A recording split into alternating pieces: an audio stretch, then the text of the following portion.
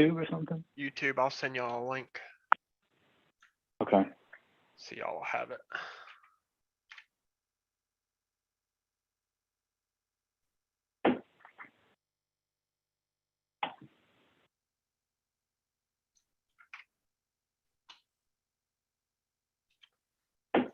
What's going on, everybody? We're still trying to get things ironed out a little bit. It's our first rodeo here doing this, so just be a little patient with us. What's going on, everybody? We're still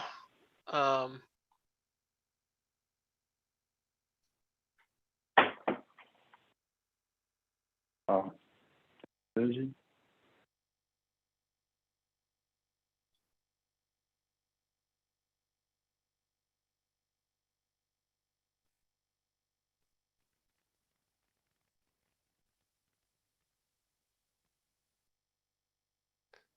how's everybody doing tonight?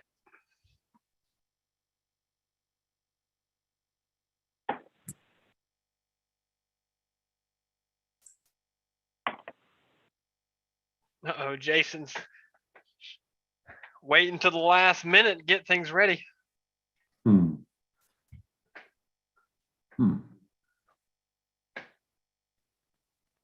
Can't say I'm any different.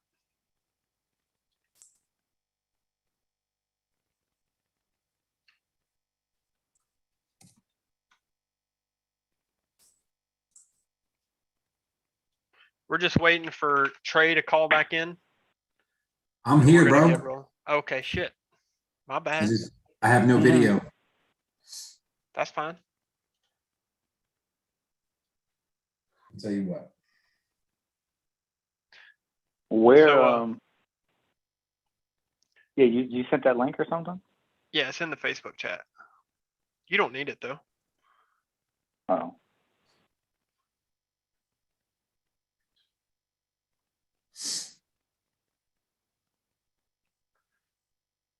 So, Dean, when you getting your bike back, man? After yeeting yourself at Road Atlanta? Man, like Friday night. Barber. Oh, so you are gonna have it back for this weekend? I am. So I got to drive to Barber Friday. Whenever I'm at the mercy of whenever he gets to the track, and then I'll drive straight back to NOLA, and I just need to put bodywork on and ride Saturday, Sunday. Heck yeah, man. Well, that's good news. It's pretty good turnaround. I mean, they'll it's no, put it this way, it's a full-on race bike now. I mean, the motor pretty much everything else. Good deal.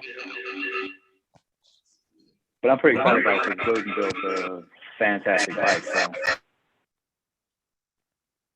And he knows all about the Suzuki's because KWS has one, and he has one, a super bike. So pretty stoked. Pretty stoked to go ride with Trey, man. I'm stoked for y'all. Me and Trey gonna get them hot laps. Shit, yeah, cuz. Man, I thought I brought my x-rays up here with me. But, so yeah, I'm not so lucky. I guess I'll turn screen share off for now. What do you, so I mean, what kind of recovery time are you looking at? Like, what's the prognosis? So I'm going to get a CAT scan tomorrow morning. And then I'm going to go see the doc after that. And we're going to decide whether I'm going for a second round of surgery or if I keep the pins in for a couple more weeks and just kind of wait it out. Yeah. So I was really, best case scenario, I was hoping to at least attempt to ride this weekend.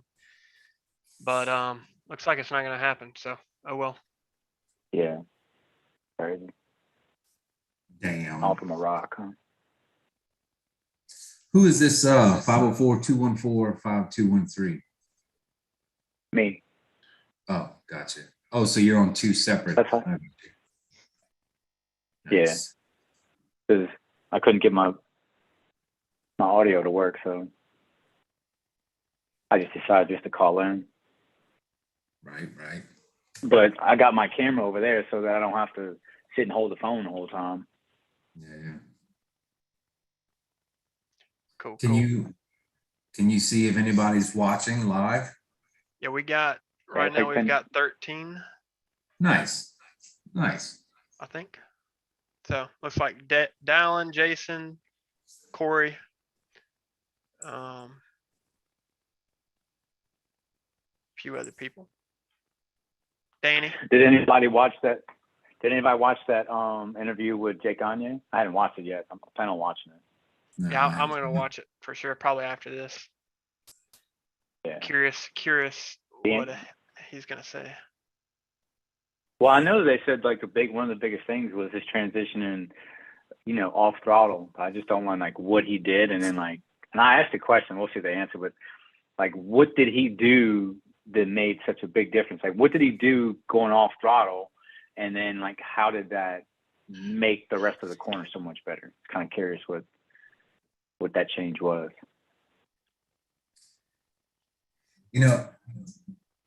I see a lot of guys, like when you go back and watch slow motion. So the pros, they're on the gas, right? And then when they're at the point where they're ready to brake, it's just release, right? It's not roll it back forward and get on the brakes. It's 100% and then let go and then grab brakes. So that the transition between full gas and braking is instantaneous instead of rolling it off. I guess that's a half a second or 0.2 of a second. I don't know. Yeah, but the only way they can do that is managing the off throttle by some type of engine parameter, because I mean otherwise if you just shut the engine off, right, that's what it's going to do. So I mean the way you stop that is if you can control the engine braking with GPS by corner, by gear, right? Which I don't know if that's what they're doing, but I mean they can. I guess in Superbike they can. I mean, it's got to be what they're doing. They got Magnay Morelli. If the technology is available, you can bet your ass they're using it. Yeah, I mean, obviously he's insanely talented too, right? I mean, Loris Baz just proved that by leaving here and going back to World Superbike and getting 3 third places in a row, albeit they were really 4th places. Let's be real. But I mean, even then, well, I mean, it's still 4th place.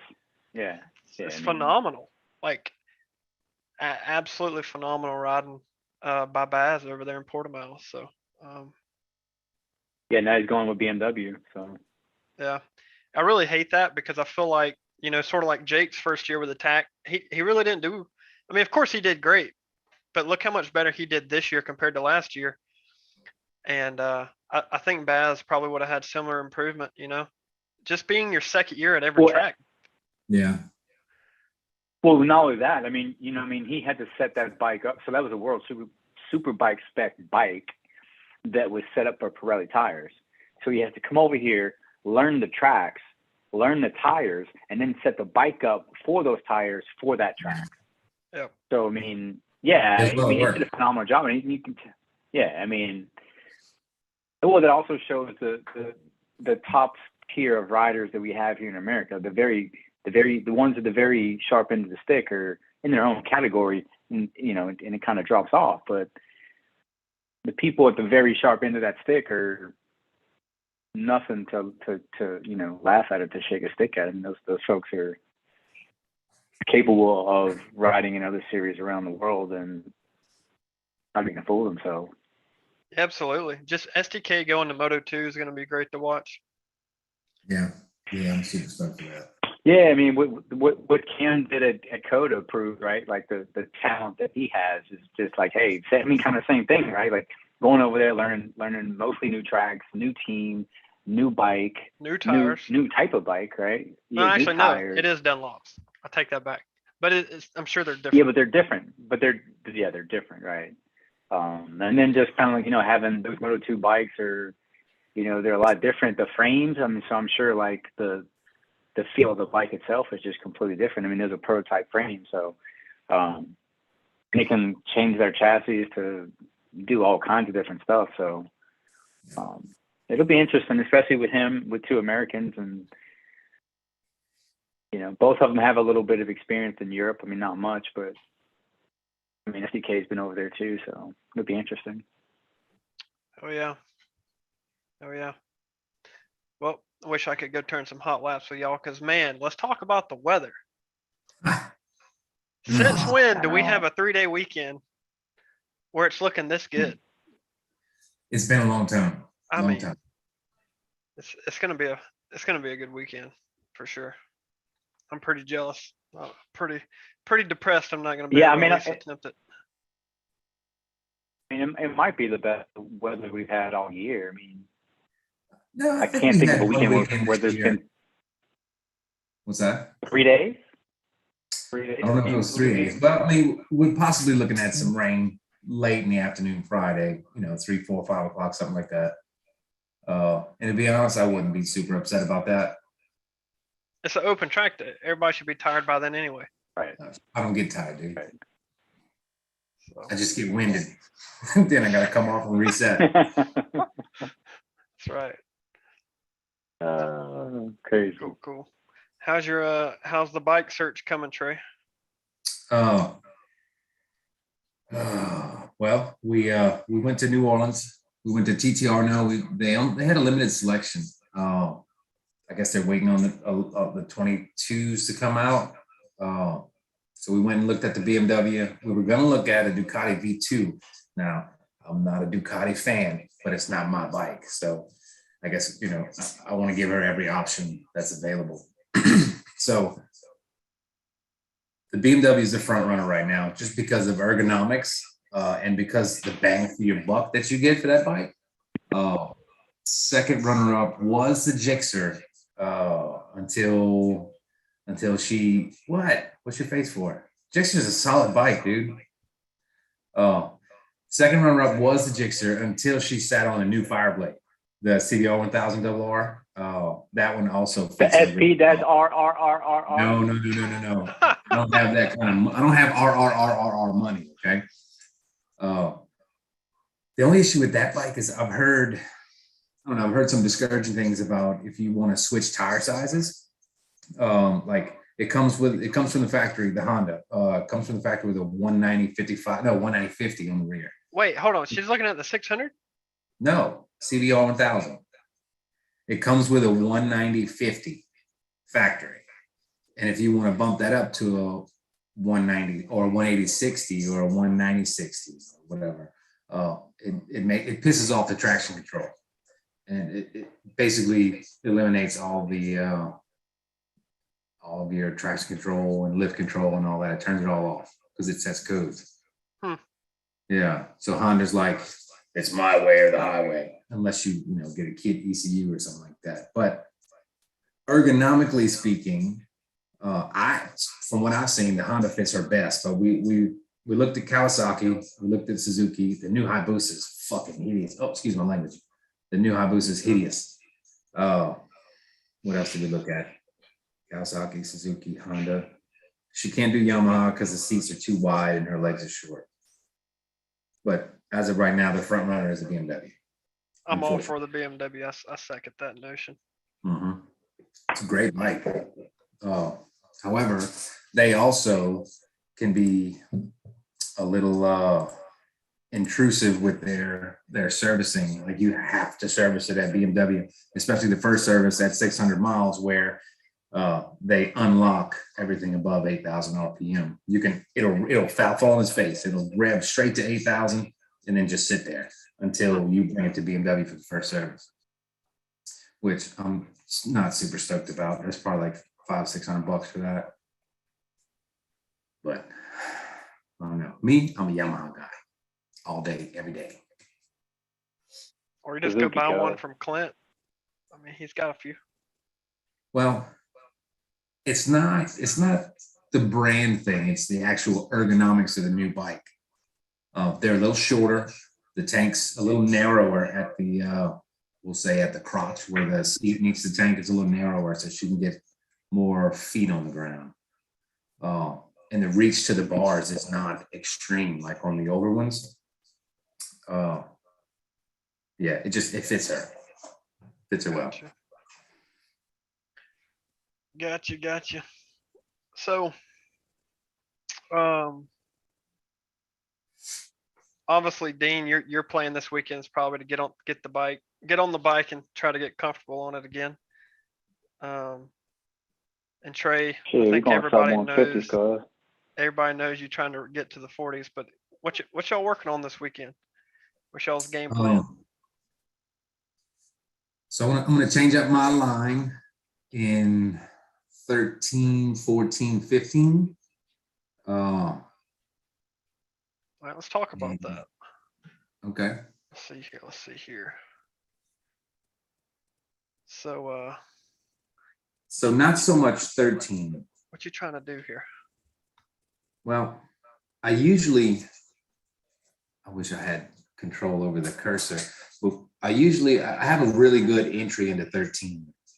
But I usually carry too much speed coming out of 13, and I end up going wide mid corner in 14, which makes me have to overslow to get back in line to set up for 15. Because if I come out of 14 too far to the right, then 15 becomes way too much of a turn.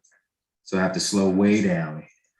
So my plan is to scrub a little more speed before going into 13, which will allow me to set my line tighter in 14 and go to the left, like you're almost like going to towards pit out or pit in, I'm sorry. So yeah, I'm going to hug 14 a little tighter, and I'll drive up to 15 and take the entry to 15 a little later instead of earlier, and that will set a better line up actually for the front straight through 16. So yeah, but the goal is to get a better drive off of 16 by changing the line through 13, 14, 15. I like it. Yeah. Let me see if I can make that just a little better. I don't know Most definitely. if anybody can see that. I think this is as much as I can zoom in. Oh no, it was fine before. That, and I want to get comfortable braking a little harder, a little later and harder for turn one. So at Barber a couple of weeks ago, that was my first time there on the R1. And I realized, so going into Charlotte's Web, which is a downhill left-hander that's really similar to turn 3 here at NOLA, but it's downhill. And your approach to that corner is super, super fast. So I was kind of playing with my braking marker, and I don't know, sometimes you just have a light bulb moment. Like I can brake a lot harder than I've been doing, like just in general. Just I gained a lot of confidence in the front end of the bike that weekend under braking. So I'm going to try and brake a little harder into turn 1 this weekend. Okay. Like hard enough to float the rear. I'm gonna try to find some time in 1. Try to be stop rack. I like it. Yeah. I personally, before Dean says what he's going to work on, since I'm not going to be riding, I personally think turn 3 is the better turn to work on your braking, because the lack of bumps, and I don't want to try to sound negative here or anything. Personally, I don't mind the bumps. NOLA was my first ever track. I got used to them, and I tend to like them. But I don't know. I usually find myself braking a lot harder into 3 than I do anywhere else. Well, I think I also prefer lefts over rights for I braking. definitely prefer lefts over rights. Definitely. I think it's a mental thing, because as you're approaching turn 1, especially if you're on a 600 or a 1000, you're going super, super fast. So you tend to not want to play with that, because you know that you have to get the bike slowed down. Whereas turn 2 is an exit corner. So you're on the gas, full gas. And then like you got to get off the throttle and on the brakes super fast, super hard right now, get slowed down, or you're going to run wide. But while they're both hard braking zones, they're different. And yes, the bumps into turn one, especially if you try and take a shallow entry into turn one, the bumps can definitely throw you offline. Yeah, absolutely. I wonder. Absolutely. So Danny asked, or he says, I need to work on one as well. And then he asked, because of the radius of 3. I think Dallin hit it on the head. He said, no, the track is smoother, so it's easier to brake harder. So yeah, that's kind of what I was getting at. I feel more comfortable in a 3, not only because it's a left, but because it's smoother. And personally, talk about brake markers for a second.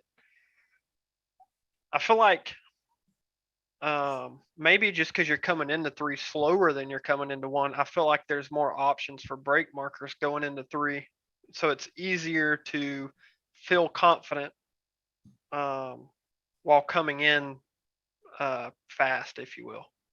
Well, that, and because the track's so wide right there, you know, the from the apex of the 3, from the inside of 3 all the way to the outside of the track, it's like 70 feet or something crazy like that.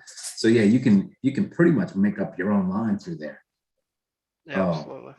There is a fast way to get in, and then there's every other way. But I mean, there's 100 different ways to take turn 3. So what you got, Dean? What you working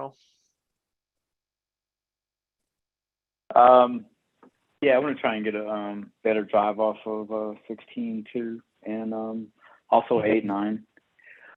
I think regardless of what bike I'm on, 8.9 is one of my weak spots. I think on the 600,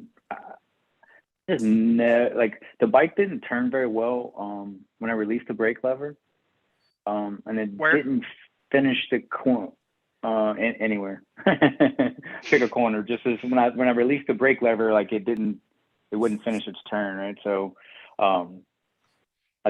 like that right there, like 16, I struggled with, but then also didn't hold its line on the gas. And at the end, like I finally, I talked to Chris Ulrich and I kind of like lifted the bike up, and it made a big difference. And then I ended up selling the bike, but so yeah, just getting a better drive off 16, huh? And then so just at the point where you were getting the 600 dialed in, you got rid of. Man, yeah. I mean, I didn't like post it for sale or anything like that. Like a guy said he was looking for a bike, and I was like, I got one, and named my price, and he bought it. So yeah, I mean, nice.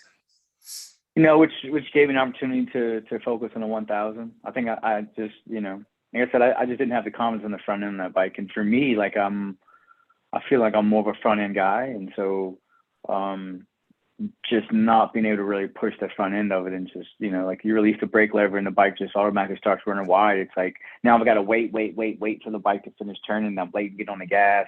I get on the gas and it doesn't want to hold its line. So it's like, so I lost a lot of confidence, but when I don't know, it just started to click on the 1000, which is kind of like easier to ride. And then like it really clicked at NCM.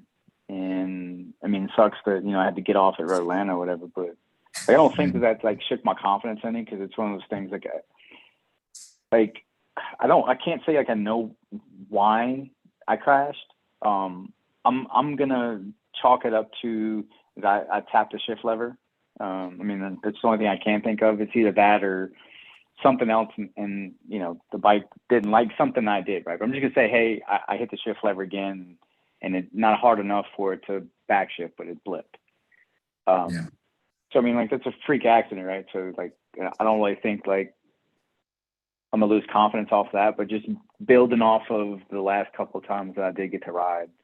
Like one of the things I really liked about the 1000 is I released the brake lever and like the bike would still turn, you know what I mean? So it's like, man, I can get in there a little bit faster, a little bit harder now, because I have confidence that, hey, when I release the brake lever, it's not just going to want to push wide. So if I can get in there a little bit deeper, the bike's still going to handle. So then I can still pick up the throttle and finish the corner, especially with a 1000 where you can finish it with the rear tire all day long, Yeah. So, so for those of you that sure. don't know, the 3 of us were at Road Atlanta with Trackday winter, maybe a month ago or something.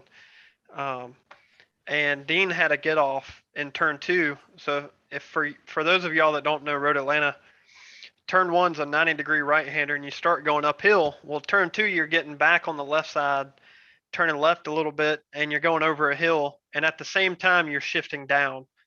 So Dean's on his Gixxer 1000, and the auto blip malfunctioned on him, and basically made him lose the rear going over the hill, if you will. So pretty bad get off on the first day we were there to top it off. So very unfortunate. Yeah. 3 laps on the new tire. But yeah, it's all good. I mean, I think NOLA will help you the bike regain a bunch of confidence, because there's really no elevation like that to put you in that situation. Yeah. I mean, like I said, like I don't know. It was just weird, but yeah, I mean, for sure. I mean, just going back to NOLA, you know what I mean? Like, I can't say it's like one of my favorite tracks. I mean, I do like the track. It's probably the track I got the most laps at now, but I mean, the bumps just really they get worse and worse, and it's you know, and again, like I started riding in all the Texas tracks, so again, like the bumps, like it's not a big deal, but like just the bumps at NOLA, like in like really like awkward spots. You know what I mean? It's like there's spots a couple of them don't that really are want them in at the worst possible place. Yeah. And and I think the one that I hate the most is the one in the S's in 10. The one in 10, because you're linked over on the gas, just like you, and you just skip. Like it's not fun when you hit that bump. Well, and to be honest, there is a smooth line through there. If you hit that line, that smooth line, then you can haul ass through there. But all it takes is 8-10 inches off your line, off the fast line, and there's a bump. And like you were saying, it sucks because it's a right-hand turn. You're coming off 9, which is the fastest left-hander on the track, and it's a quick flop back, over to the right in 10, and you're really on the gas and leaned way that. That is, I've gone back and looked at some of my data. That is the corner where I lean the most on that entire track, like 56, 57 degrees of lean right there. Oh, yeah. And yeah, if you're offline just a little bit and hit that bump at that lean on the gas, it'll definitely, it'll upset the rear and it'll push you way wide. Yeah, and then you're headed straight for the rumble strips at the entrance to 11 if you hit that bump. Yeah, right there, your blue dot. Yeah, is where the bump is. Yeah, but it's manageable if you find the smooth line through there, and it's really on the curbing pretty much. Like foot off the curbing is smooth. Jason says we're giving him bump PTSD, and he's never been there. Oh, dude, it's not that bad. Trust me. Jason, it's once you get the line down, so make sure, like in your first session when you're following the coaches, or if you're not following a coach, get with a coach, follow them, learn the line, because being online will help a ton. And just for those, just to elaborate on what Dean and Trey are saying here. So my blue dot is the bump that they're talking about. And really, pretty much this is the same story for any bump on any track. The key is to be smooth. As long as you're not recorrecting your line or getting on the throttle or getting off the throttle, as long as you're smooth over the bumps, they're really not that bad. Yeah. And really, and I want to make this 100% clear. This only matters once you're, and again, I'm not going to say at a pretty quick pace. Right. You've got to be hauling ass through there for it to be of significant impact to you. Anything, even the entry level advanced group, it's not going to bother you that bad. Yep, I totally agree. Well, cool. So what you gonna do in 8 and 9 to gain some time, Dean? Well, I mean, I think that, like just again, like having the bike that's gonna hold its line when I let off the brake lever. So if I can gain the confidence to do that through 9, then I'm going to go faster through 8 naturally, right? Because I'm gonna have the confidence to go through there. Right. So yeah, just do that, and then like I kind of picked up something not too long ago. It's like there's a telephone pole when I'm going through 9. I kind of look at that telephone pole, and it's kind of it might be a cell tower, but it's kind of like where the circle is on 10. It's kind of like out that way somewhere, maybe not that far, but it's kind of like 13, between 10 and 13 if you like draw a line around out there. But I just found that pole like really helps me like drive through 9 and kind of stay like over to the left of it, so I'm not early apex in 10. Which helps me stay on that smooth line and carry more speed through 10. It's straight up and down even more so that I can hug 11 a little bit more than flick it right. And so I can, straighten out that section of it and gain a couple miles an hour through 11, 12, 13. But I think it's just a lot about confidence, just a lot about having a bike that's going to, finish the turn when I release the brake lever. I think that's really what's going to give me the confidence to go through there. And like I said, it's about 8 and 9, and that's a whole rhythm section. So like, your speed at 13 starts at 8. You know what I mean? Yep, it really starts at 9, but because it's not, when I found even like, racing and stuff like that is when, if I can't go through 8 fast enough and I'm trying to drive off a 9, which throws that whole section out of rhythm, and I can make up a little bit in 13, but I can't. If someone's just as fast as I am or faster, there's nothing to gain there because they've already put bike links on me coming out of 9, so right. For sure for me, there's time there. And then, like I said, just on the 1000, just learning to put the power down coming out of 16. That's really one thing. I mean, obviously that's the most important corner on the whole track. Okay, so I want to hit on something at 8 and 9 real quick before we jump to 16. Just everyone to be cognizant of your tires in the morning. So it's going to be chilly in the mornings this weekend, and turn 9 is going to be the first time you're on the left side of the tire since turn 3.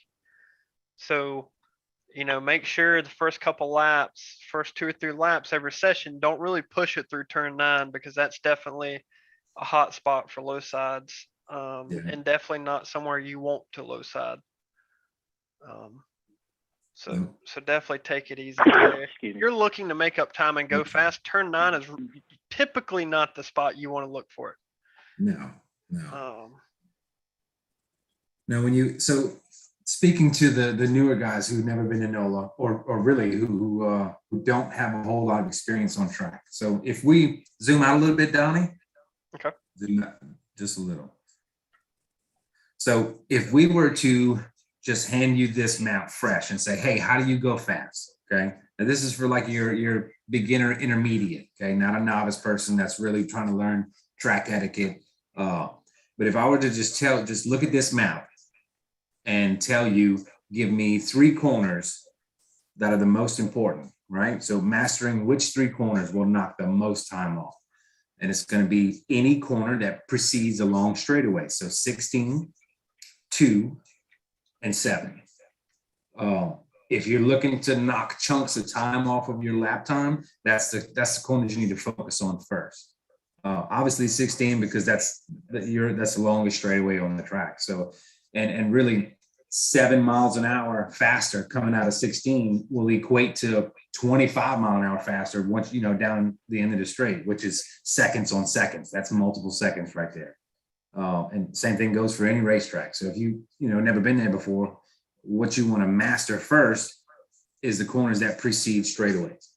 Absolutely. Yeah, I'd say anytime you go to a new track, you always pick the 3 most important corners, or which like Trey said, the one with the longest straightaways. So any track you go to, like that's where you start because that's where 80% of your lap time comes from. So you start there, then you work on the nuances of getting into 3, getting out of 3, shit like that. But it's always the 3, because you can work on 3 corners, you can't work on 5 or 6. It's just too difficult to. It's too much. Try and remember everything because you end up slowing yourself down. Like part of going fast, and you hear a lot of people say that when they put their fastest lap times in, they say, "Man, I thought I was going slow." And part of the reason for that is because you're not out there thinking and overthinking everything and slowing your actions down. When you get in that zone, like you're not thinking, you're just reacting, and everything is going right, and everything is real slow because you're not, You're not rushing. the 100 points of traction. Yeah, the 100 points of traction, anything you have going on in your mind is taking those points of traction. And I think a lot of people forget about that, you got to fight with your girlfriend, or, your boss yelled at you for being late to work, whatever it is. If you're thinking about that on track, you have less traction than what the track is already going to give you, because you've already spent some points. Yeah, absolutely. For sure. Yeah. So being great on a bike on a racetrack is not really about the motorcycle. It's the rider. So the fastest rider can get on any bike and go fast. It's because it's a mind game. It's being calm and being able to pre-plan like your next corner. So while I'm in turn 3, I'm lining up turn 4. Same, just it's a mental thing, 100%. And like Dean says, if you're wasting some of your available mental capacity on bullshit, then you're going to go slower than your absolute fastest. Yeah, for sure. So let's talk about the thing I wanted to talk about. And just for everyone watching, I haven't brought this up to Trey or Dean because I didn't want them thinking this through before the stream. I wanted for them to think about it live. And what I'm going to do with this is I'm going to create a Word document or a Google Doc, and I'm going to post it after the stream so that hopefully some of y'all can use it throughout the weekend to hopefully, find some time. So at the end of the day, rewind yourself back to you just got your intermediate bump. If you can remember that far, and tell yourself what the number one thing to work on is, and what the number one thing to not work on is. But only one, just one, and we'll let Dean lead it off. Wow. So the first time I got bumped in intermediate, I crashed, right?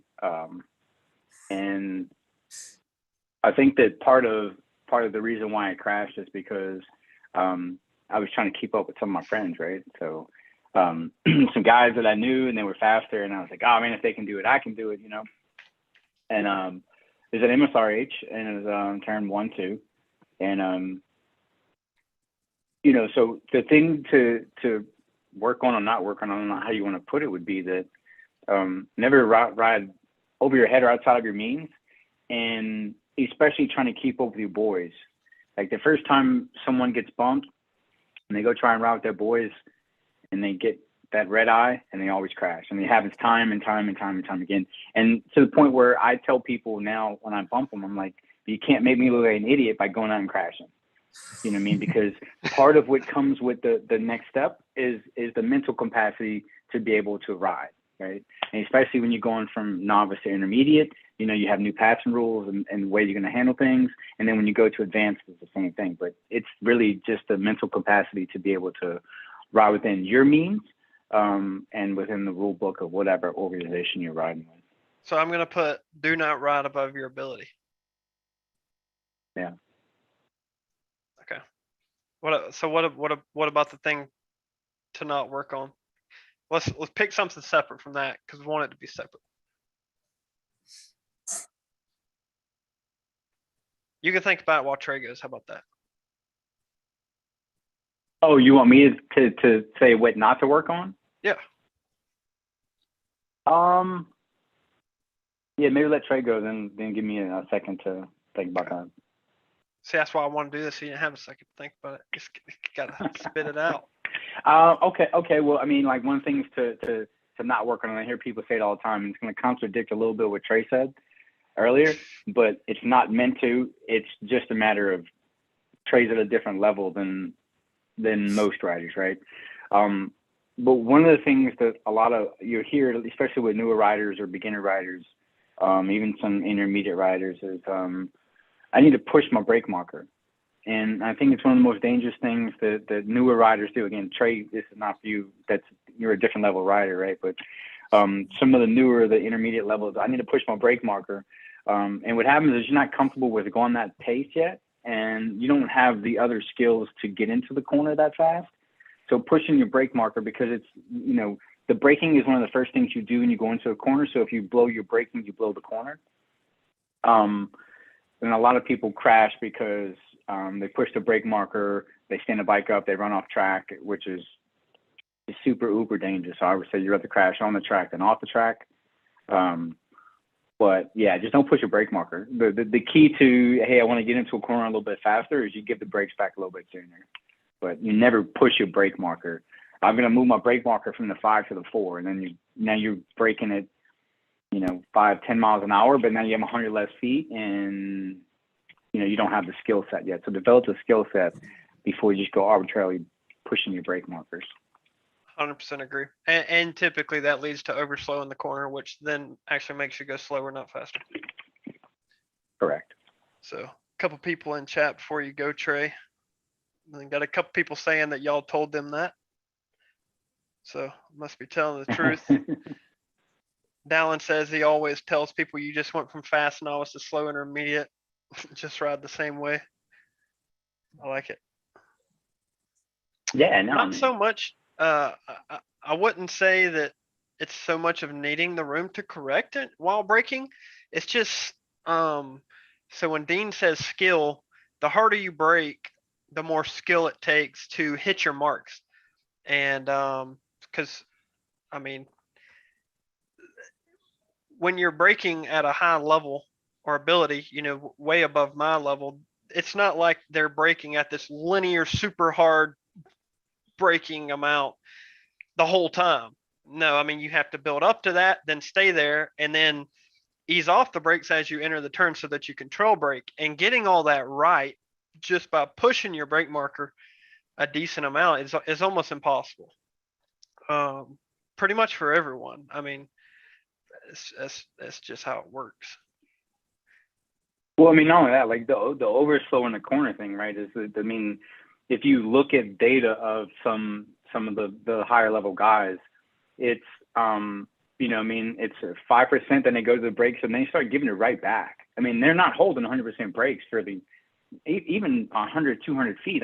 They're holding the brakes and then they're starting to give it back. They're giving back 10%, 20%, 30%, 40%, and then they're carrying 5% all the way to the apex. They're not counting 30, 40% to the apex. It's 5%, but they're carrying. So their slowest part of the corners is the same as ours. Yep. It's not that at the slowest part of the corner they're going 30 miles an hour faster. No, they're getting in there 30 miles an hour faster and getting out 30 miles an hour faster. Yep. But at the slowest point at turn 3, we're all within the same 5 miles an hour. Yep. From me Absolutely. to the lap record holder. The radius of the corner dictates your speed. Yep. That's it. All right, Trey, what you got? So recently, I'd say within the last 2 months, I went back to, I was trying to send somebody, that was more recent than that. It was probably a couple of weeks ago. I was recruiting somebody to come attend this track day that's from Florida. And we were messaging back and forth, and he says, well, show me some laps. So I just kind of scrolled through, and I'm thinking to myself, this guy's never been to NOLA before. I don't really know his skill set. I know he's a decent rider. He's been riding track for a while. So I'm going to send him some of my intermediate laps. That'll be a good reference point for him to kind of get a hold of the line, right? So I don't want to send him A group laps, because when he gets out there, you're looking at apples and oranges. But I was going through some intermediate laps. This is back when I had Aprilia. And oh my God, it was terrible. My lines were all over the place. I was super inconsistent. Dude, when I tell you I was embarrassed, I sent him the link and I was like, yeah, this is intermediate because that's the Aprilia dash. Now let me watch this video. Oh my God, who is this riding my bike? It was terrible. I was embarrassed. I really was embarrassed. In fact, it was in Facebook Messenger. I deleted that out of the chat and sent him a different session. But the key for a new intermediate rider, okay? So say you just got, hold on a second. Before I say that, I don't want you to pigeonhole your advice for one group. I just want a general statement. Anybody. Well, from me, you, I'm all the way to a first-time novice. I'm answering your question. You said someone that just got bumped to intermediate. I didn't say that. That's not what you said? Nope. All I said was one thing to work on for anybody and one thing to not work on. Okay. One thing to work on for anybody. Okay, so someone that's brand new to the track, never been on track before, I would tell them to work on inputs to the motorcycle with your hands. Okay. When I say that, I mean braking and clutch. Perfect time for your video to go out. No, it gave You're back. Yeah, it gave me a low battery. I don't know why the damn thing's plugged in. So brand new novice rider, brand new to the track, I would say your main goal, aside from obviously learning if your next turn is a right or a left, your main focus is hand controls, right?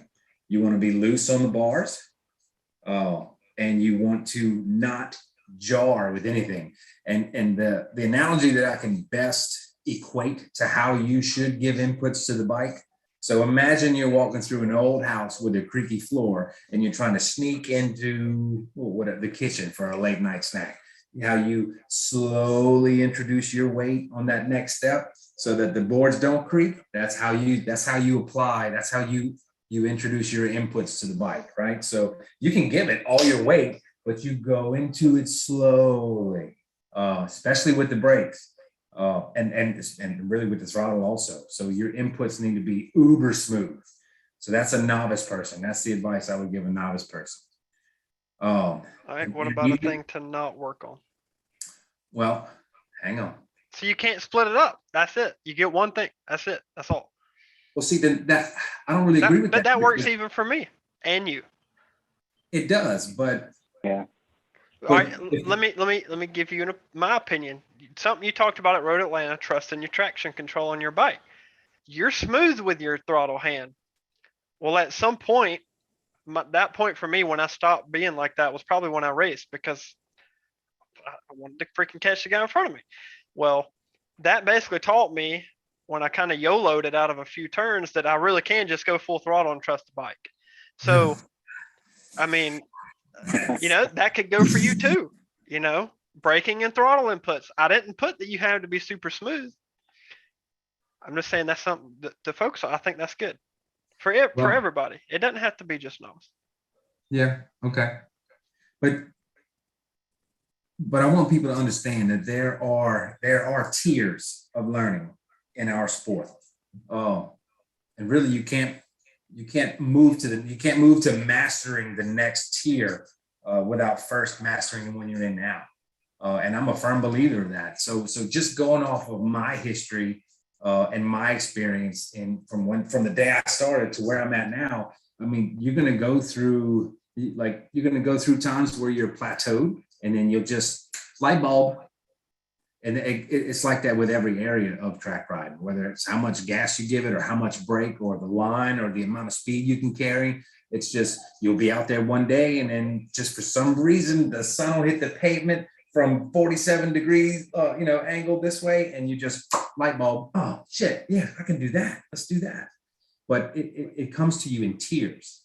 You're not just going to go out there and master everything all at once. That's never going to happen. So if I was to give someone advice, something to not work on,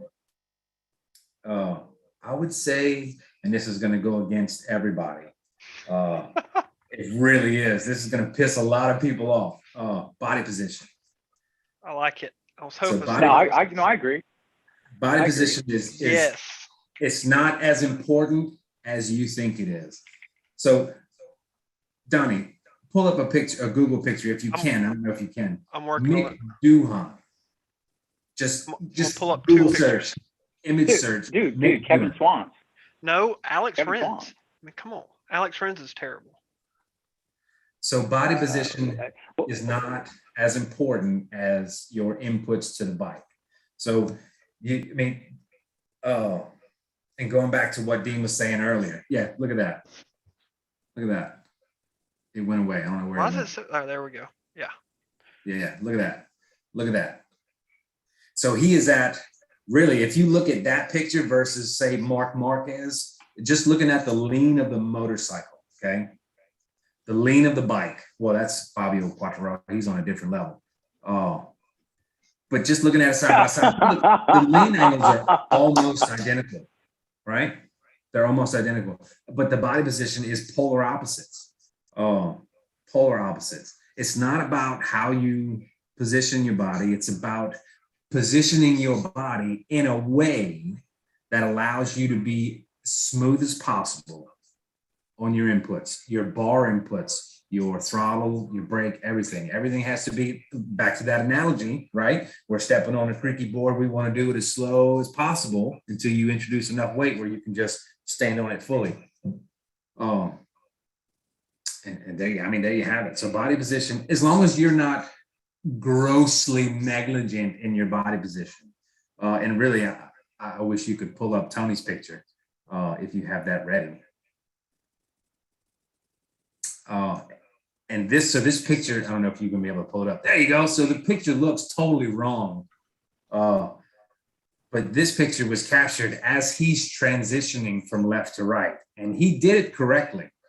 So this is on the car track, which is, I don't know how many of you are watching have not been on the car track, but the car track is super demanding. Your ass is never, ever, ever in the middle of the seat. You're either full lean left or full lean right. So this picture was taken mid-transition, and he's coming from a right turn and heading into a left turn. And this is actually the proper way to do it. So on a quick flop, somewhere where you have to steer the bike quickly, you want to get your ass over the seat before the bike reaches vertical and then leans into the other side. It makes the last half of the transition smoother. And you really have to see that in motion to understand what I'm talking about. But who is that? Atlanta. So this is Mr. Corey Wade at Road Atlanta. He sent this pic in off of my post. Nice. Asking for pics. And so Okay. It's a toe in. Since we're talking about body position and all, I figured I would just go ahead and bring this up. I was gonna do this piece after and let it be last, but in my opinion, so Corey, for those of y'all that don't know, he's a fresh intermediate. I believe Road Atlanta was probably his first weekend in intermediate, or maybe he was a novice. I don't really know, but he's basically a new intermediate rider, and in my opinion, this is almost perfect body position for your new intermediate rider. And let me explain. So his knee's down to give him a good idea of how much lean angle he's using. That's great. But look at his upper body. His hands are in a position to where he has good control over his hands. When you're sitting straight up and down on the bike, that's when it's the easiest to control the bike. When you're leaning way off the bike, like Fabio Quartararo does, it's very, very hard to give smooth input into your controls. Very hard.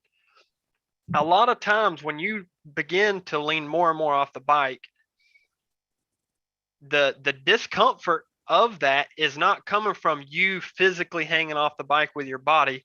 It's your brain saying, I'm not used to adding throttle with my hand at this angle, or something of that nature. And so that's something a lot of people don't think about. And I completely agree with Trey. It's not something that honestly anyone at a track day should really be focused on, because there's so many other things that will not only make you safer but faster than body position. That's all I got. So and I want to reiterate, that's not to say that you can just stay vertical upright on the bike the whole lap. Okay, you obviously want to move some of your mass towards the inside of the corner. That's going to counteract, or not counteract, but that's going to alleviate the need for so much lean on the bike. Even in this picture with Mick Doohan, his mass is towards the inside of the bike. It's not, his spine is not vertically in line with the center of the bike. He still has his mass towards the inside. But as far as they say that the triangle of light, or they say one whole cheek off or half a cheek off. There's no right or wrong answer to that question there's no one rule that's good for everybody. Some people have knee issues. They don't like to hang off the side of the bike a lot because that puts stress on their inside leg. That's 100% fine. You have to find what makes you comfortable on the bike and puts you in a position to give the bike the smoothest input that you can give. So Absolutely. I would say body position is something that you should not focus on too much.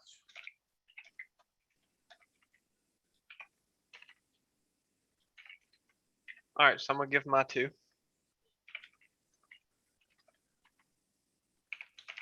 Yeah, but that's cheating.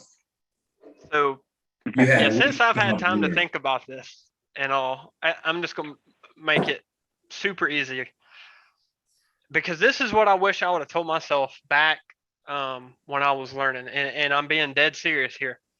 The number one thing that you need to work on is having fun, because that's the whole reason we do this, is having fun. Now, that doesn't mean I get to tell you what you need to do to have fun. That's for you to decide what brings you to the track. You know, it's for some people, it's just showing up and hanging out with everybody. I mean, that to me, that's half of the fun, no doubt. That's half the fun right there. For some people, it's about going out and getting outside your comfort zone, because that's what gives you your adrenaline. That's also me. And then some people, it's about setting new best lap times. Yep, it's also me. So those are really some of the things that makes it fun for me, so that I keep coming back.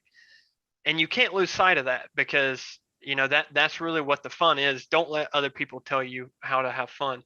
The second thing, or the thing to not work on, is getting fast, because what I really wish Morgan or Trey or some of these NOLA locals would have told me back when I was moving up novice, intermediate to finally advanced, is that it gets a whole lot more expensive.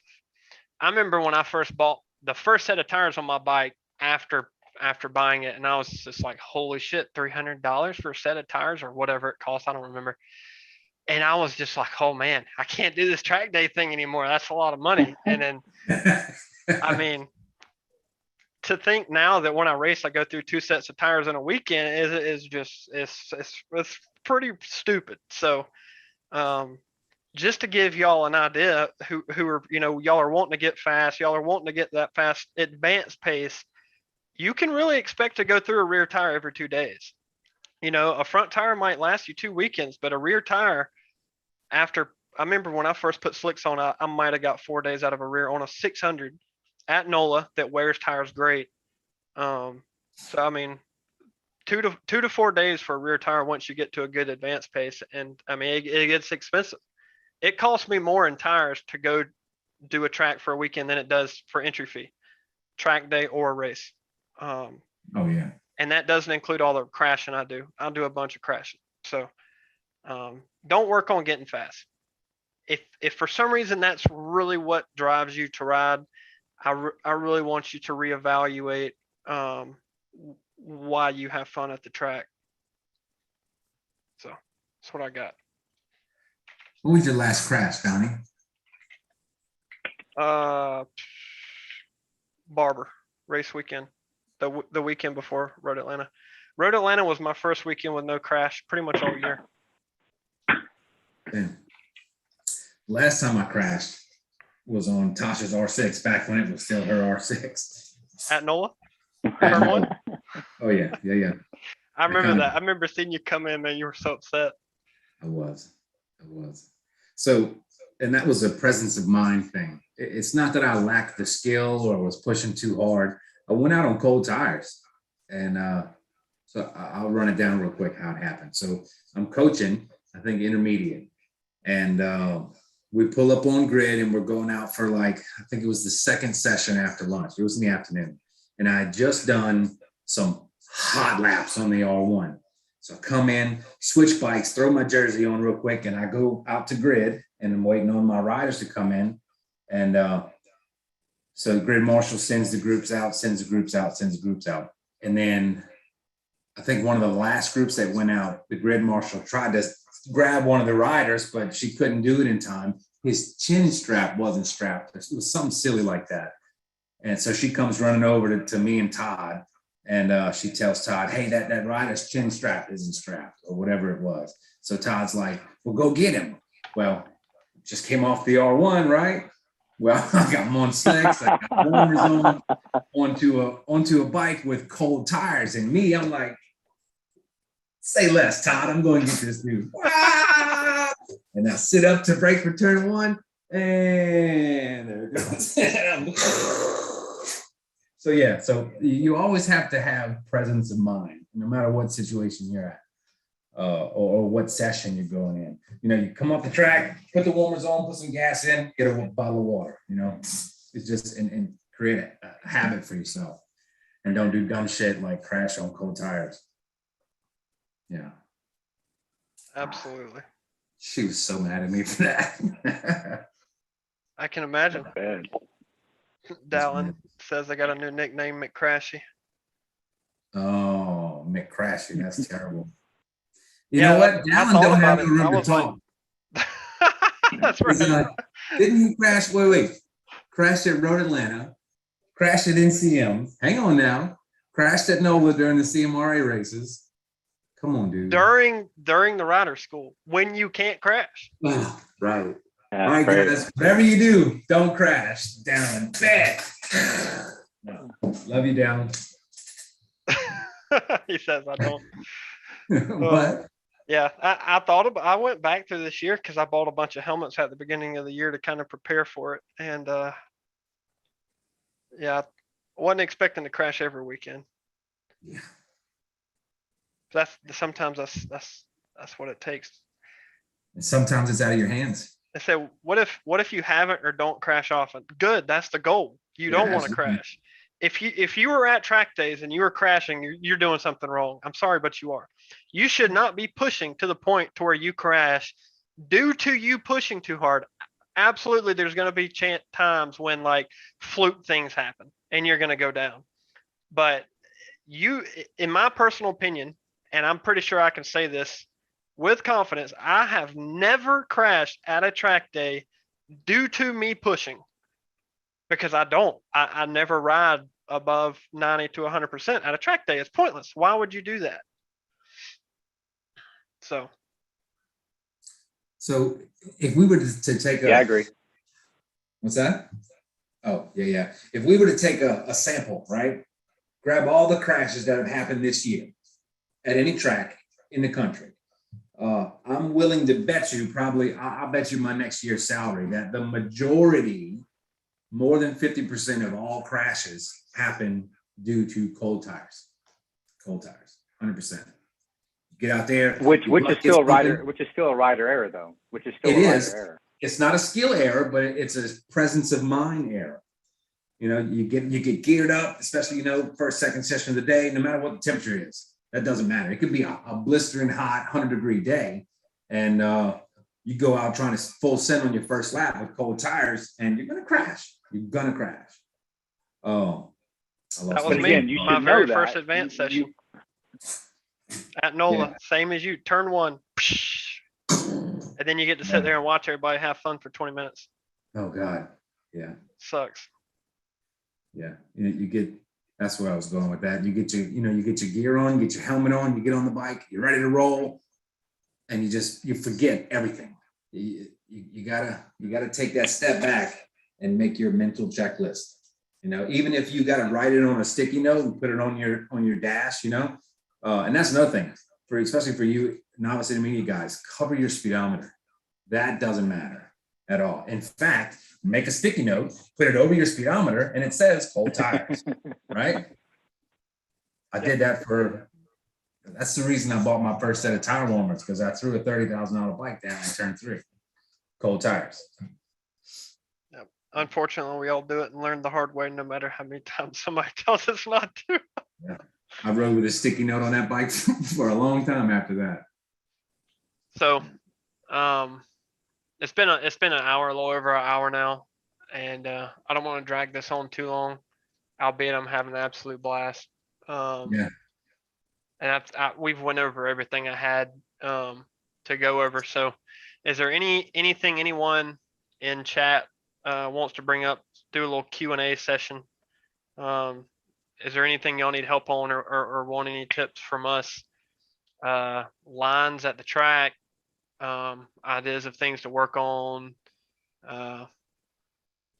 anything like that, we'll sort of stick around for about 10, 15 more minutes and just answer questions if y'all have any. If not, we'll just sit here and keep talking shit to each other.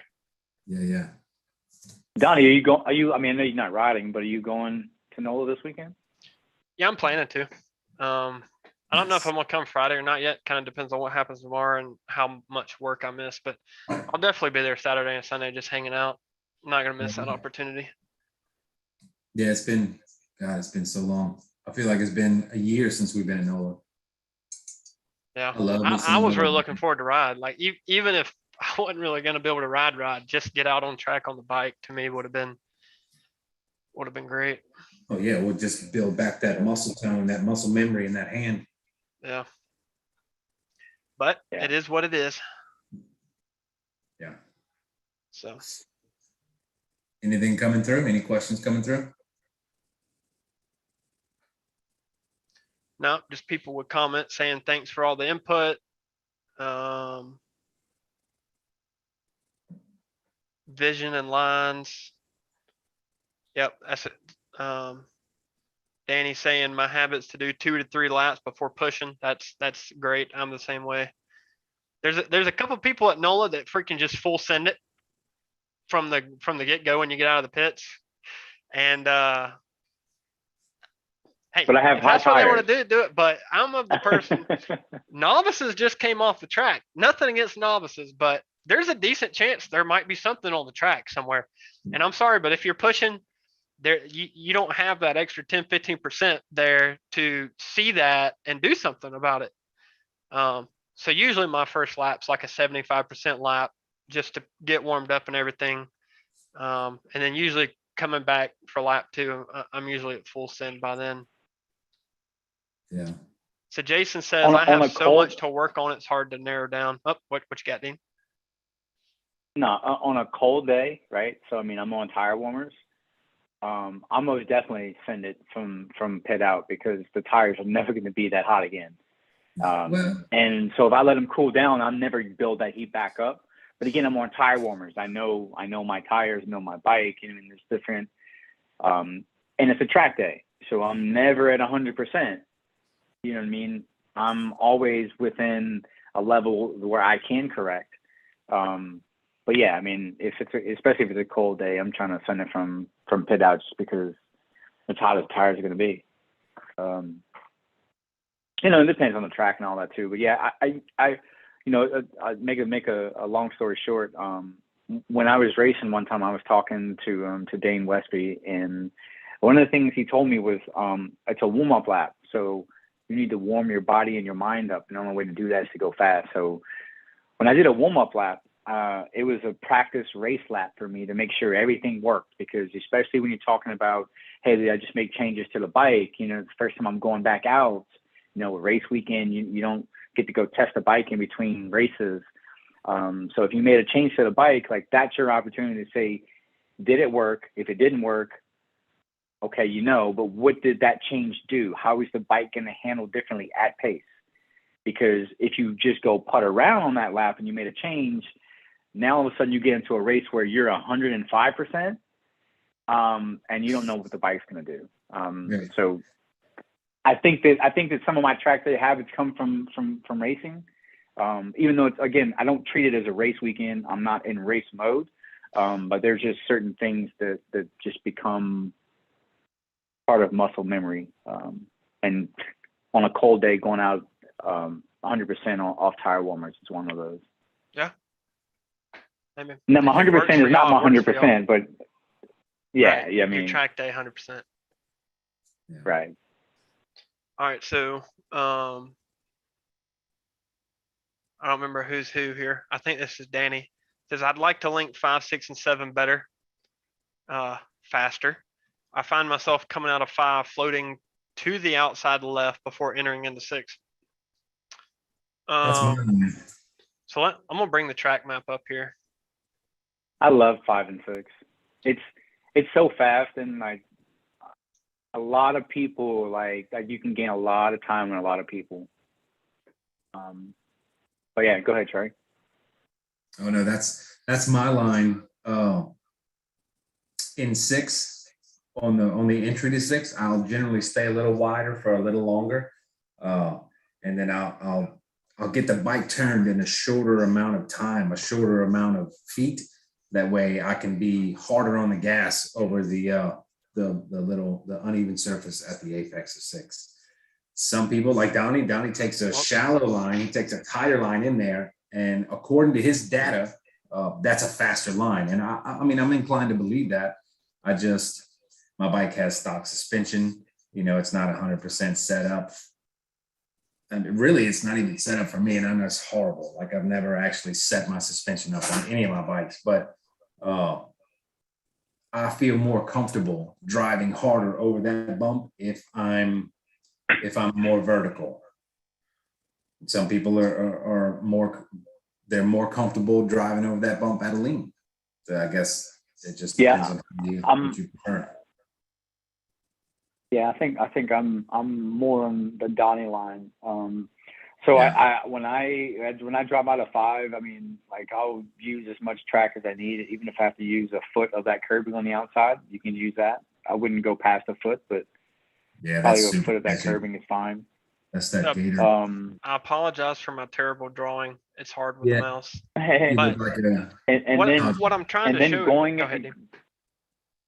Yeah, I was going to just describe probably pretty much what you draw.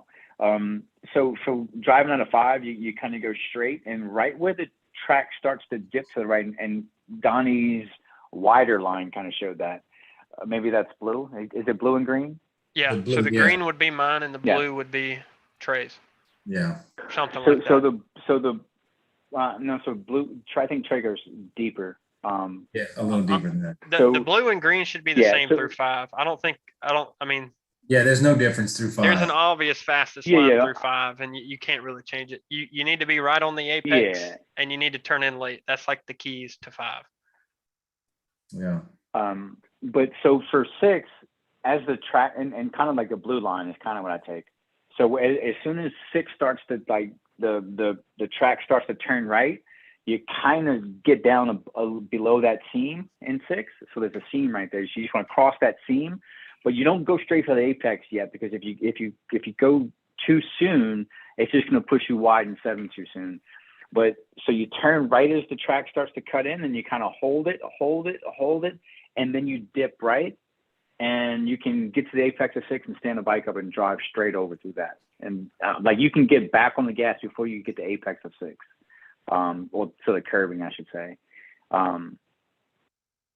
Whereas Donnie, I guess Donnie might be a little bit lower than that. I think Trey goes a little bit deeper. But I mean, again, like, it's one of those things, like, it's all about what you and your bike, it's preference, what works for you. You know what I mean? Donnie, can you pull up satellite footage of NOLA? Probably. So one last thing I wanted to add here is, at the end of the day, I personally take a shallower line into 6, whereas a majority of people take a wide approach, so that you stay over on those left curbs on the outside of 5.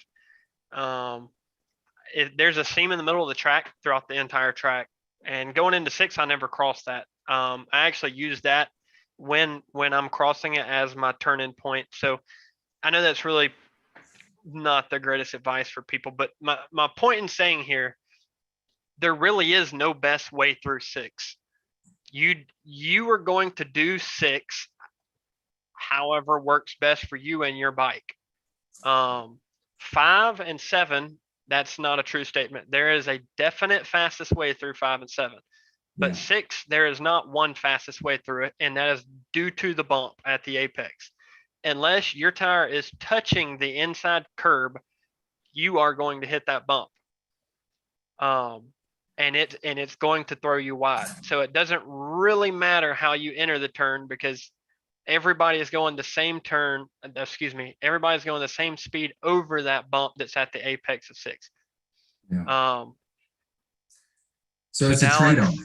Yes, it's a trade-off. So if you take a tighter line, you'll gain time on me on the entry, right? Because you're covering less ground, you're maintaining the same speed. But if you take the wider line, right, you sacrifice on corner entry, but because you're more vertical over that bump, you can drive harder. So I'm really at the point where we exit turn 6 and we're touching the, or the closest to the outside of the track, we're probably even, right? So I'm not sure that there is a faster way through there unless you have King Kong sized balls and then you just don't give a shit. So it's a trade-off. So you either sacrifice entry to get a better drive out of there, or you get a better entry and you sacrifice the exit just by a couple of mile an hour or a couple throttle points, should I say. Yeah. All right, so I don't while know. I I disagree. find, I definitely think there's a faster line through there. Through 6? Yeah. I guess it depends. Yeah, obviously there's a faster line,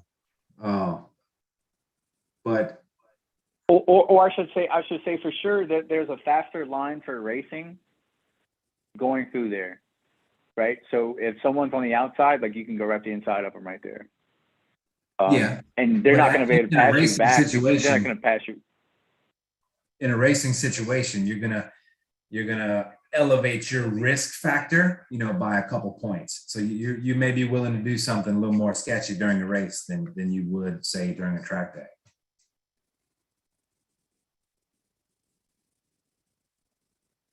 And by that I mean, taking the faster line, taking the actual faster line through there with the tighter line, with the same amount of exit drive. So what I wanted to show as he pulls this up. What's that, Dean? all right, so while I figure this out, which might take me a minute here, Dallin asks, where's the most important spot in a turn to have the best body position? To each of you, my personality is the exit.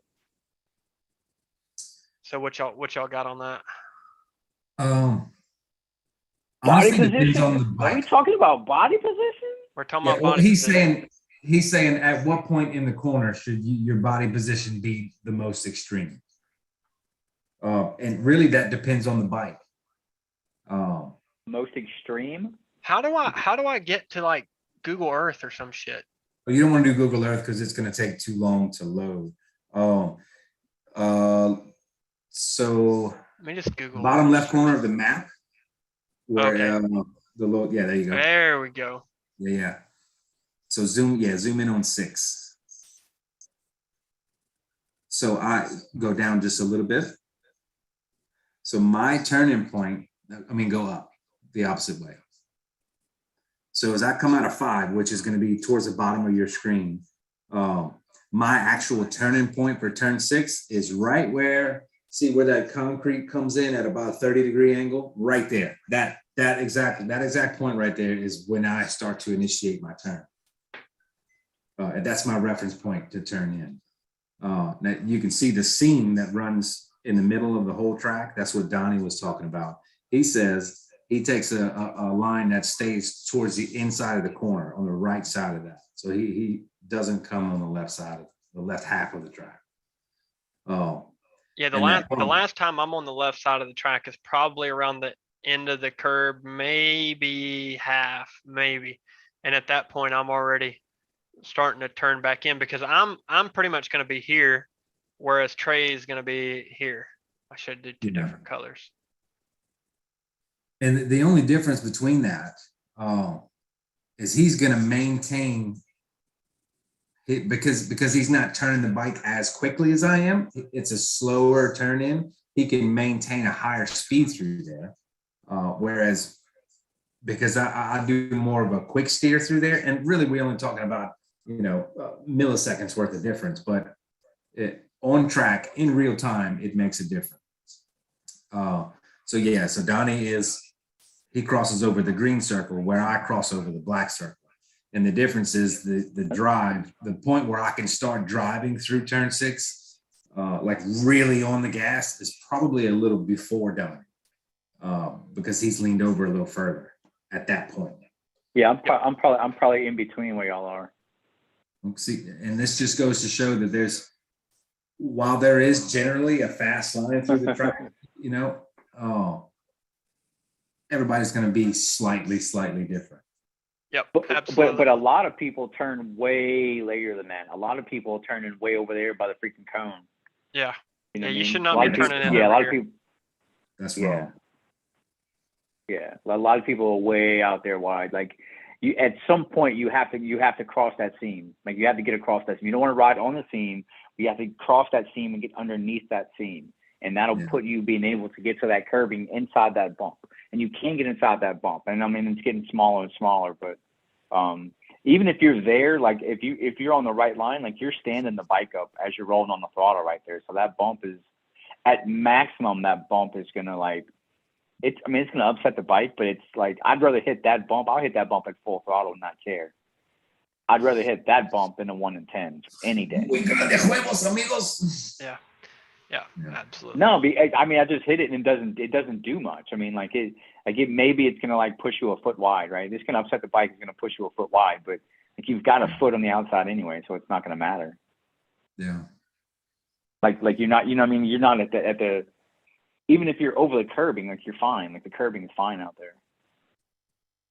You know, and that gives you another 2 feet. I don't know how wide is the curbing? 18 inches, 2 feet, 3 Maybe, feet, something like that. Yeah. Oh man. So let's talk about body position, answering Dallin's question. So I'm going to get this. This is actually something I've been personally curious about, and I've actually paid attention a lot to in the last World Superbike and MotoGP races I've watched, is because you know that their body position is pretty Aggressive. outrageous. And I think in World Superbike, okay, he says my goal to ask that question to tell people where they should be pushing up the bike versus hanging off the whole time. So, wait. So what is the question? So the question is, where's the most important spot in a turn to have the best body position? So I'll go first. And then he preluded that. Let's talk about 16. In short layman's terms, it's after the apex. Because once you've passed the apex, it doesn't matter where the true apex is. It matters where you just apex that turn.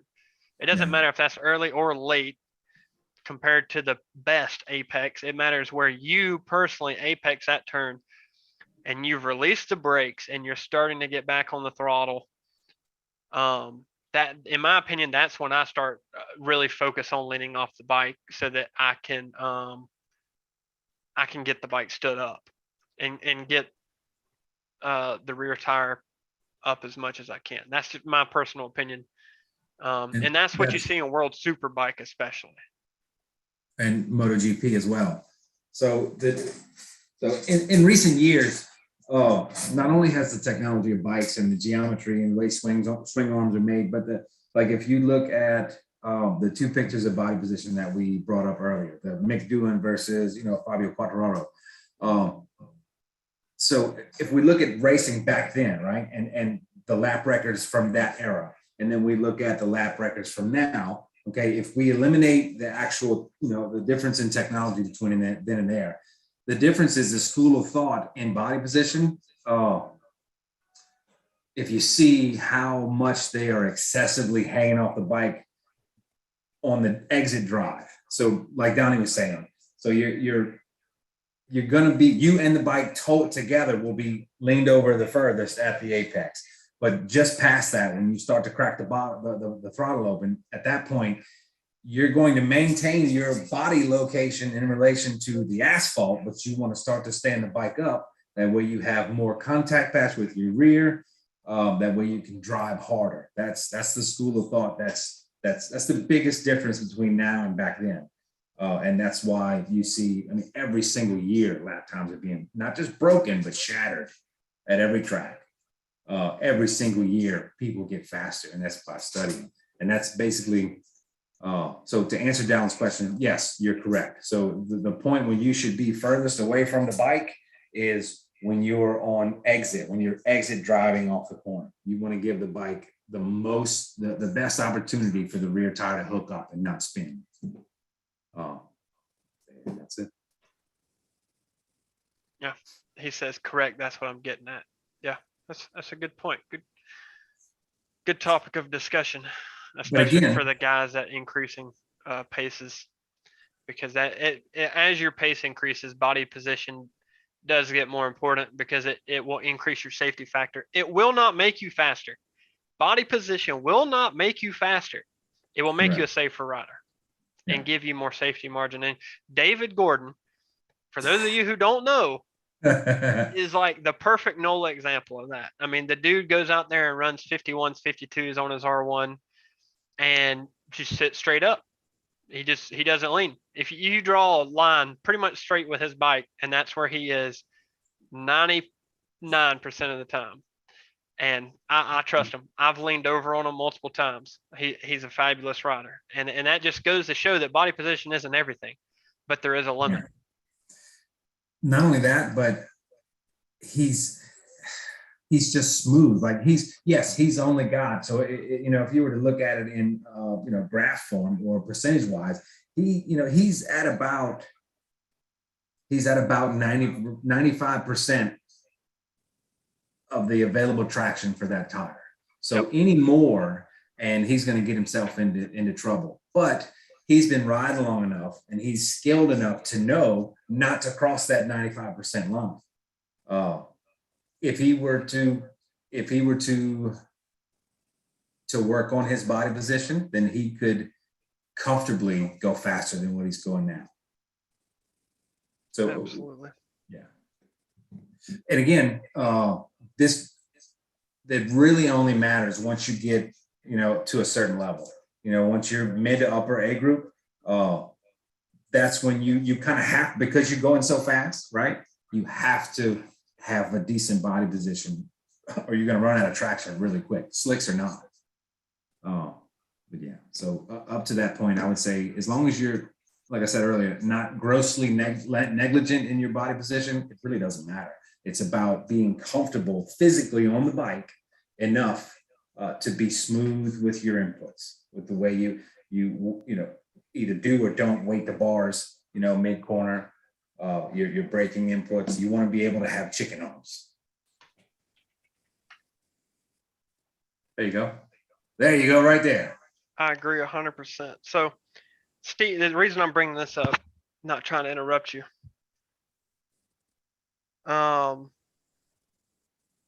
Rank, body position, vision, throttle, braking for newer riders. And where I'm going with this picture, so in the front we have Tyson and behind him we have Howie. A good bit of us know Howie. I've personally raced with him. Howie is somebody who can put elbow down on demand any turn that he wants to. Yeah. Because his body and this bike that he's on is a bone stock bike.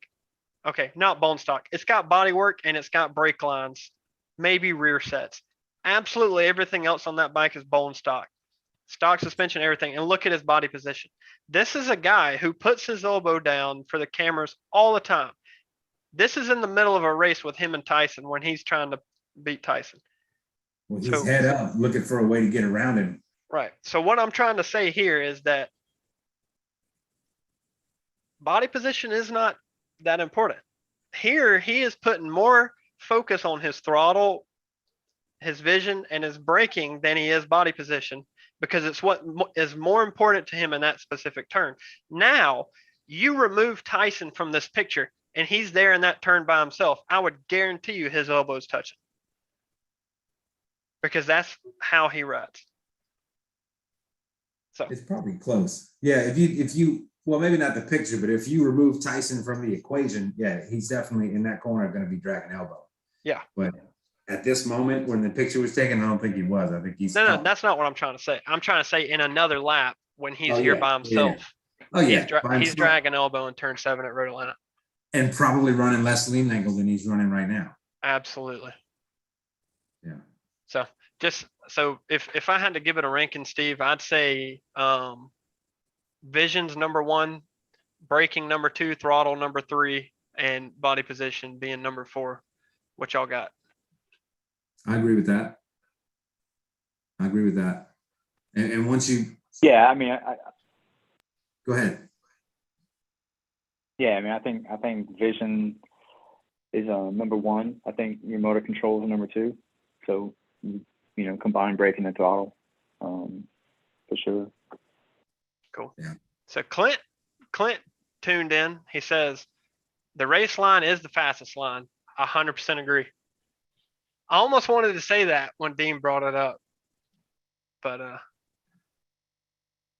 says order of importance. Steve said in order of importance / focus, and then said, and Clint said the race line is the fastest line through 6. Yeah, I agree. I think that might be why I take the line I do. Because if you go wide there, you're going to get passed on the inside, and they're going to stuff you in the 6 typically. Yeah. Especially at Barber. That second to last turn, the last right-hander at Barber, if you're on the fast line there and not hugging the inside, you're going to get passed every freaking lap. It sucks. I learned that my first race there in the first 2 or 3 laps when I kept getting passed over and over. And I was like, yeah, I got to stop doing that. And I just got to hug the inside. I know it's slow. I know it's more risky, but I don't want to get passed. Yeah. Well, cool. We've been doing this for an hour and a half now. So if nobody's got anything else, definitely want to say thanks to everybody for tuning in. Definitely. So I'm going to do a little something since it's our first. If you tuned in and you said something in chat, I'm going to be giving away either a set of Vortex levers, brake and clutch lever, or a set of clip-ons for your bike. So Nice. What I'll do is I'll scroll back through chat, see everybody who participated, and put everyone in a drawing and draw someone. Now, if you win this and you have clip-ons and levers, please tell me and let's pass it on to someone who doesn't have them, because really I want to make this be an opportunity for someone who doesn't have it to get it. So That's pretty cool. yeah, just want to do a little something for, and I didn't want to say it before because I didn't want people to tune in just for a giveaway or something. But yeah, we really appreciate everyone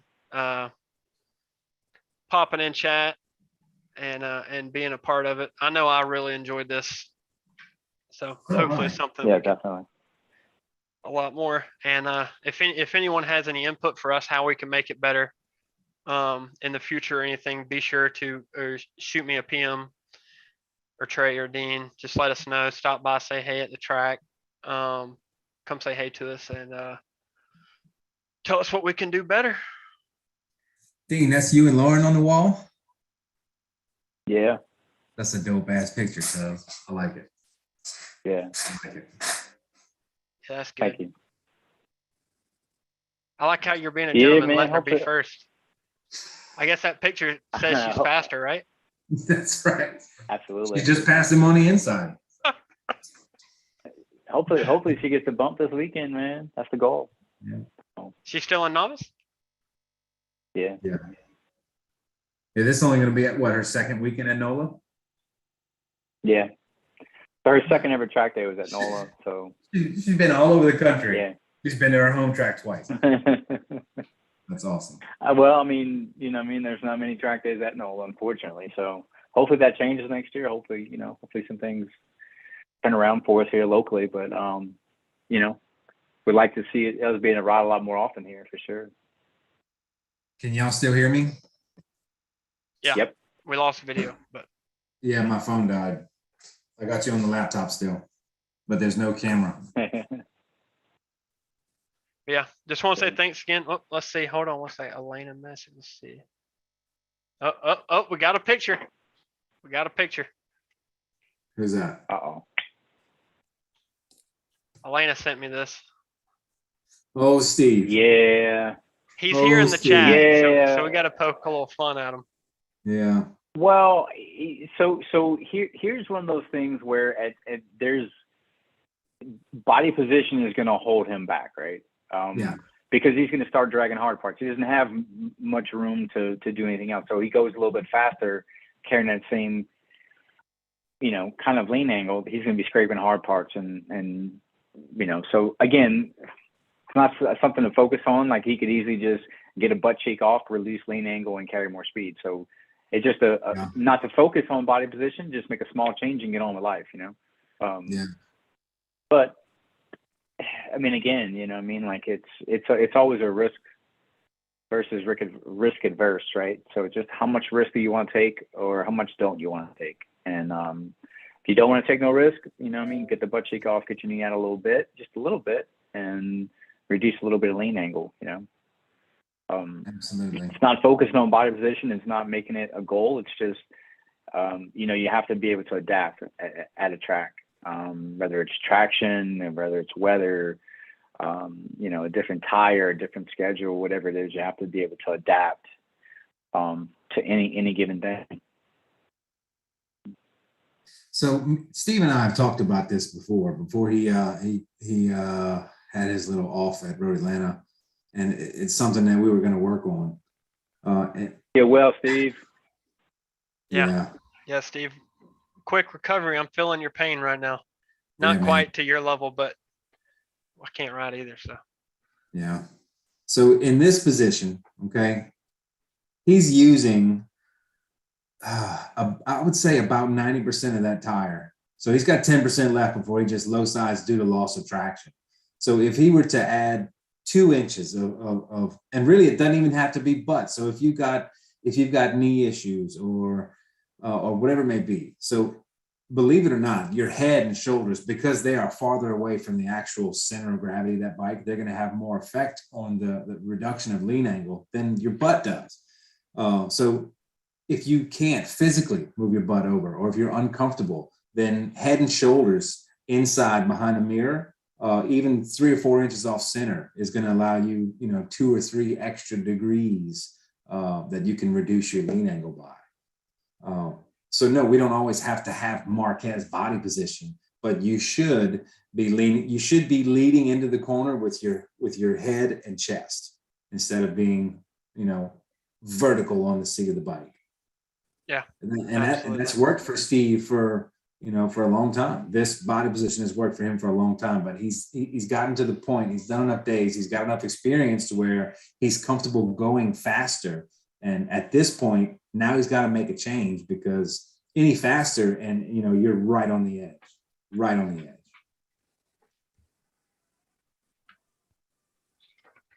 Could not agree great more. point about the head position. Yeah. So, all right. Well, I will definitely be at the track Saturday and Sunday, not riding. So if anybody wants to come talk to me to get some tips, obviously feel free. I'd be more than glad to help to work with all of y'all throughout the day.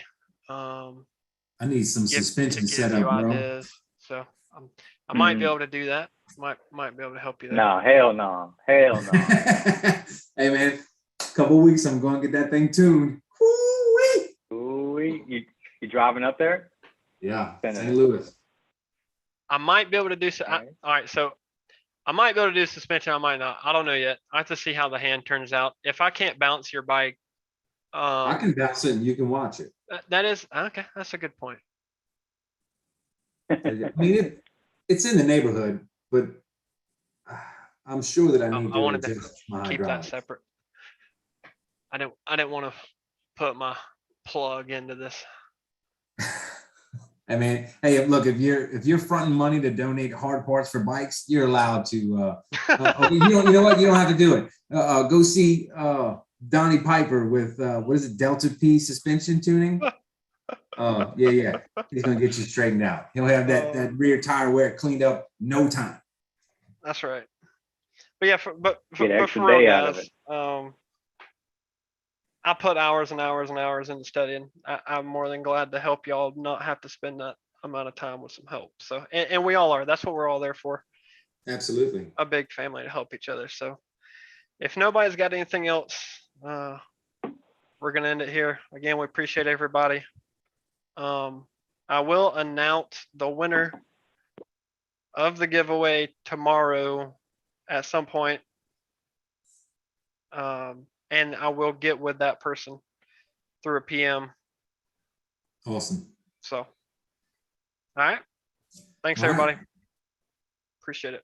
Thanks, Trey and Dean. All It's right. been a Good blast. run. Yeah. See We're gonna y'all have to this do it again weekend. next See week. y'all later. All right. Yeah, All right, cool. we might need a post track day track talk That's it. There we I go. like it. to talk about how fast everybody got, how we had no red flags, how nobody went down. I love it. I That's like the it. goal, man. All right, y'all have a good night. Thanks, All right, everybody. cool. All right. Later. Later.